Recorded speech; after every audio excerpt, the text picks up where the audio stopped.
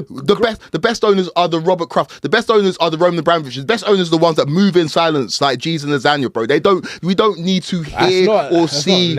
We don't need to hear or see from an owner, bro. Your job is to be the custodian of the football club, give the club some peas, and hire the right people. You do not need to be walking on the pitch in your t-shirt. That's not true, because we know a lot about Robert Kraft, bro. Pardon? We know a lot about Robert Kraft. A lot about Robert Kraft, but Robert Kraft said, Bill Belichick, deal with it. You've hired Nuno. Bear in mind, you've changed the situation up, right? And you made the right decision. You brought in Nuno and Steve Cooper had to go. Right decision. You did that for the football club. This man, your team finished 17th last year. They're going to finish in a European place this year. It might not be Champions League. We do not need to see that sloppy mess walk onto the football pitch and berate his manager. But why? Because it doesn't help anything. Why does he need to do it? I'll ask you that question. Because he can. Yeah, cool, but that's not a reason. Why does he need to do it? It's not a reason to do it, but we're like us as football fans, because it's just like. Does that help? Will that help Nottingham Forest win the next game? No.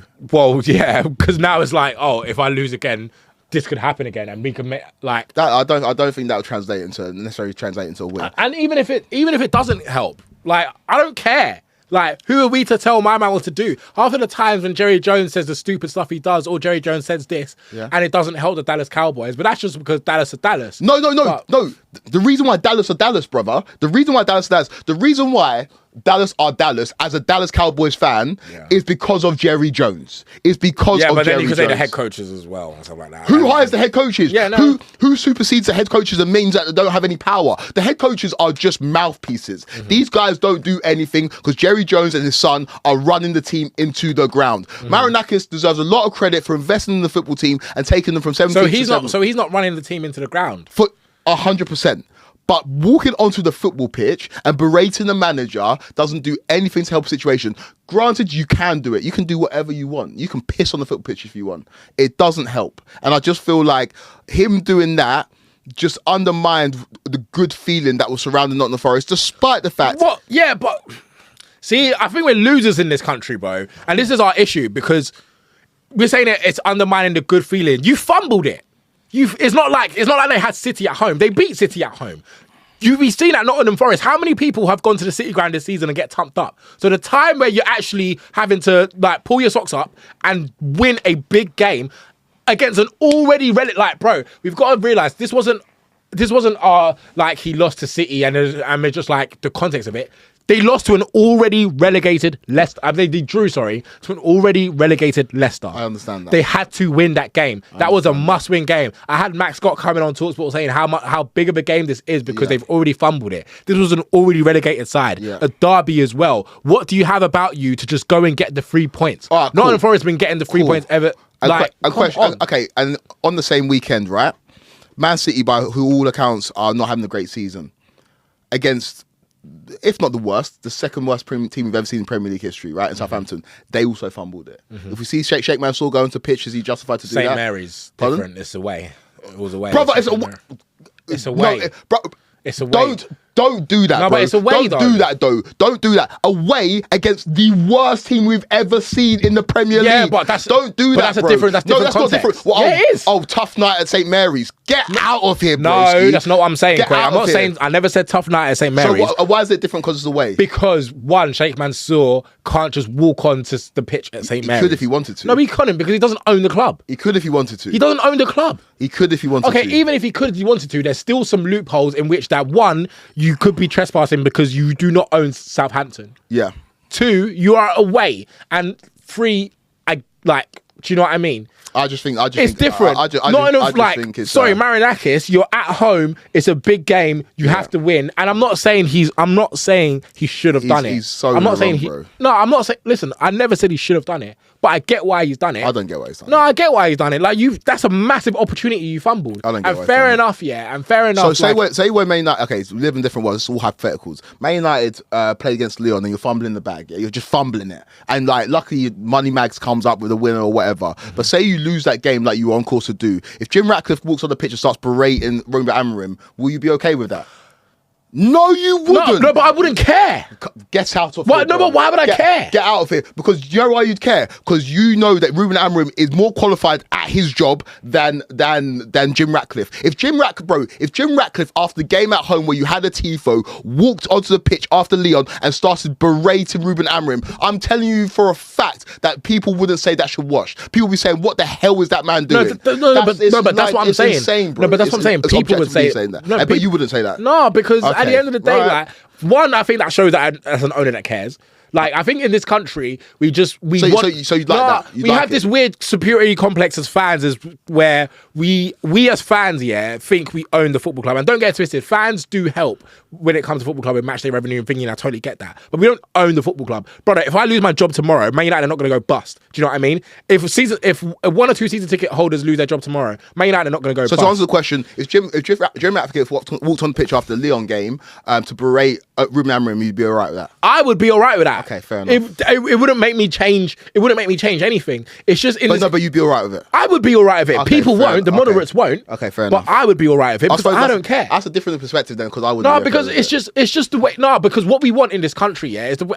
I don't like it. It's as fans, we just want football to be the way we want it to be, and like for what? Do you know what I mean? Like we want fans to be like, okay, I want this to happen. I want this to happen because I spend my hard-earned money on this. Yeah. And life don't work like that. Yeah. It doesn't. Yeah. It really doesn't work like that. The same way, like.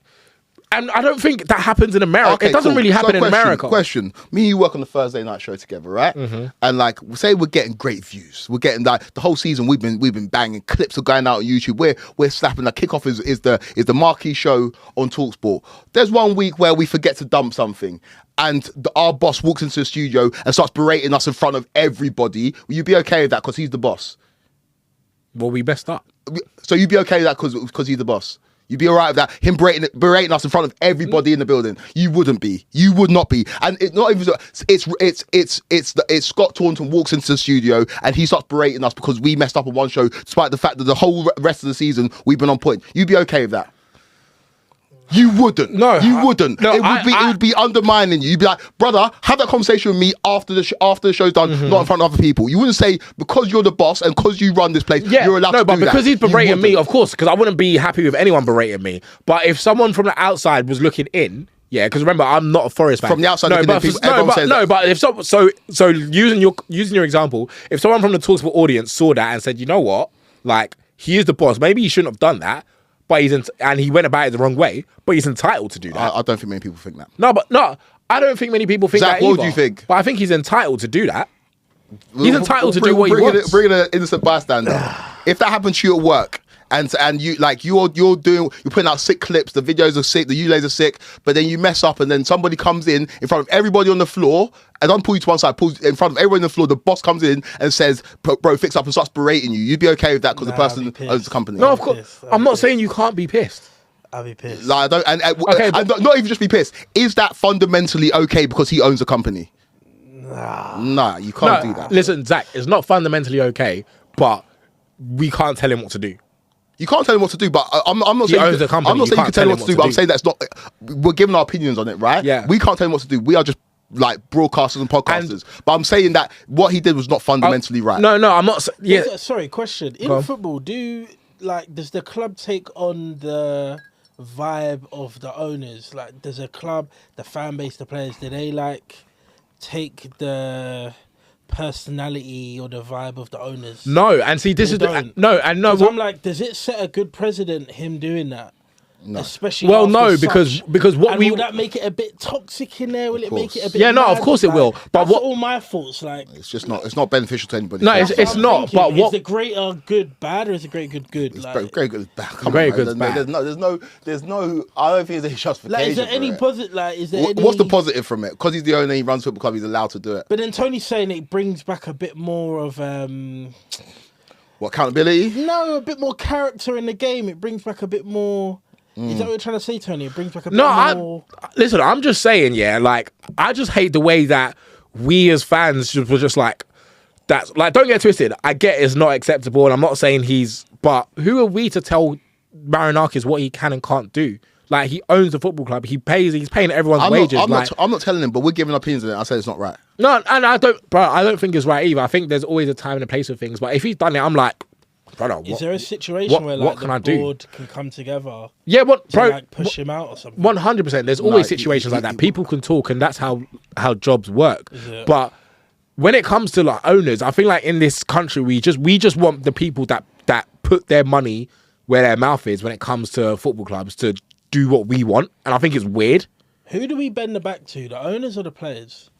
What do you mean? As in, like, when players come in and they treated like the gods, like, they should be, bro. This is the thing. Or do the players come in and they've got to bend to the owners? They should be. They should be. But because, and this is why England is different, and this is why football is different, and this is why football is the best, right? When the Kansas City Chiefs win the AFC and then eventually go on to win the Super Bowl, right? And they're up on the stage, the owner's up on the stage receiving that trophy and giving the speech. In football, that's not the case, because the people who are paying the admission are paying to watch the players, play the tactics of the manager. We are not paying to hear from an owner. Your job as an owner, the reason why Roman Abramovich was the best owner is that he moved in silence, bro. I don't need to hear from you. I don't know what his voice sounds like. I don't need to hear you. I don't need to see you walking on the pitch and berating the manager. If after that game, we hear of a bust up backstage, that's cool. That's what happens. But for you to walk on the pitch is making a statement that doesn't necessarily benefit anybody apart from your own ego. I think it was a terrible thing to do. But isn't that weird though? Isn't what weird? Like, isn't it weird that we as fans, like, we want the people that literally own the club and put their money where their mouth is for our club, we want them to be silent. We don't want to hear from them. We don't want, like, I find it so weird. I find it so entitled from fans. So you want to hear from Ratcliffe? No, I'm not saying, personally, that Ratcliffe thingy, even that Ratcliffe interview was the first time we've actually heard from a Man United owner in 20 years. Because when has the Glazers ever sat down with anyone and said, this is what's going on, this is what we want for the future? So don't get it twisted. Even with all the Ratcliffe stuff and everything that's going on in the cuts and the even more cuts and everything that Ineos have done bad, it was refreshing to actually hear from my owner and think of, this is what we want. With the Gary Neville interview, this is what we want, this is what we're planning to do. So it was refreshing. And it's very different. It's very different to hearing from an owner in a controlled environment doing an interview than seeing an owner walk on the pitch berating the manager. I know that's very different. I know that's very different, but I just feel like we have this entitlement as fans, as the people that own the club just shut up and just shut up and stay in the background. I don't think it's a fan entitlement, bro. No, it is though, because you literally just said it. You literally just said it's not fan entitlement. Well, this is a different perspective, right? I think the fans of football are fucking everything, right? The reason why this is the best sport in the world, the reason why, like, I love the NFL, I love the NBA, but there is no comparison with the sports, and the reason for that is the fans of football are different, bro. The fans in football are very different. The fans of football, brother, like these billionaire owners who nobody can say boo to, reneged on moving to a Super League that was going to generate them billions because the fans said, fuck that, I'm breaking into Old Trafford. Fuck that, I'm taking to the streets of Northwest London. Fuck that, I'm taking to the streets of fucking Fulham Road. And we're not having the Super League. The reason why football is the best sport in the world is because the fans are the lifeblood of it. The fans are the reason why the footballers get paid that money. The fans are the reason why these owners own this football club. Nobody can tell me the fans should just sit there and take it. No, they shouldn't. Fans are the lifeblood of football, and without fans, football's nothing. We watch lockdown football. I think that's cat. We watched lockdown football, and Man United were the best away team we've ever seen. The reason for that is because there was no fucking fans there. There was nobody sticking the pressure on them. Football is about the fucking fans. The reason why I hate VAR is because it takes the joy out of football. It takes the joy out of fans celebrating a goal. Fans in football are the reason why football is football. And so to tell me that fans should just sit there because this fucking fat Greek man wants to come on the pitch and start chatting to Nuno Espirito Santo, nah, fuck that. He's an idiot. He's an idiot. He's a fucking idiot. And Nuno, I don't even know where you go from there if you're Nuno, right? You're sitting there. The man collected the Blacklist Award 2 weeks ago, and now you're getting berated by a man that can't fucking walk up a hill. Fuck that. Fuck that, bro. Yeah, but the thing is, fuck that. Shit. I hear that, but Nuno's going to stay. He's not going to leave after that, is he? Nuno's going to stay, but brother, like, it's such an insane thing to do. It's such an insane thing. No, I think it's insane. You know how insane it is, right? And this country is just full of racismo. If that shit happened in fucking Africa, they'd say, look at those fucking barbarians. Look at the nature of the league. Look at what's happening. Owners walking on the pitch. Bro, the owners should not be walking on the pitch. If you can't lace up football boots and put on shin pads and bend over to tie up your own laces, get off the fucking pitch, have the conversation backstage. I do not need to see Marinakis players on the pitch berating a manager who's going to get his team European football after finishing 17th last year. Fuck that. It's morally wrong. It's wrong. You know? Crashed out, bro. Yeah, I was gonna say you crashing out over Marinakis, bro. Crashed out, bro. It's insane. I don't know why it bothered me, bro. I'm like, what are you doing? No. Listen, I saw it and I said like, oh, this is something new we haven't seen. It's spicy, bro. And it's spicy, and I get it. But like, one, as a fan, I can't tell an owner what to do and what not to do. And two, like, I totally get that like football fans like are the lifeblood of the sport, but I do just like I'm not 100% agree with football is nothing without fans. I think football is no. I feel like fans are such important, and I think the most important part of football. But football can exist without fans. Nah, no, brother. Football can. We had 2 seasons without and it was terrible. And okay, but it still happened. It still happened, and it saved us because at the end of the day, imagine like we all say it was terrible. We also saw lockdown football was terrible, but take away lockdown football and imagine what lockdown would have been without that. And imagine a world where you're watching that football for the rest of your life. No, see, okay, but but this was because of a global pandemic, which hopefully will never happen again. But during the global pandemic, and they brought back Bro, we all watched that first game. Just let me land. Okay. We all watched that first Bundesliga game, which was Dortmund and whatever, because we just needed exactly. The fact that you even remember it, because we just needed to feel something, and there was no fans there, and we still had the sport we love. So don't get twisted. I'm not trying to disregard fans, but I just hate the term that football was nothing without fans, because football can still exist without fans. We've seen it.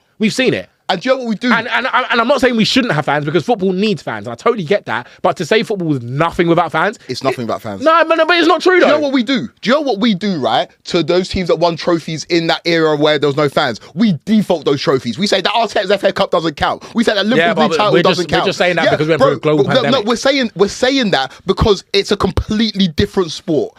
Manchester United were the best away team the Premier League has ever seen under a media manager and Ole Gunnar Solskjaer because there were no fans. You're telling me that's the same when the fans are in there? It's not. Well, for some games, some fans were in there. Football is nothing without the fans, and to think that fans should just sit back and let an owner just run roughshod and do whatever he wants. If we do that, bro, we'll have another Portsmouth, right? If fans just sit back and let owners just do whatever they want without being held to account, we'll have a Portsmouth, we'll have Grimsby, we'll have a Bury, we'll have teams like that are going bust because these billionaire owners have got egos the size of spaceships and they do whatever they want. Fans hold football owners to account, and that is the right thing to do.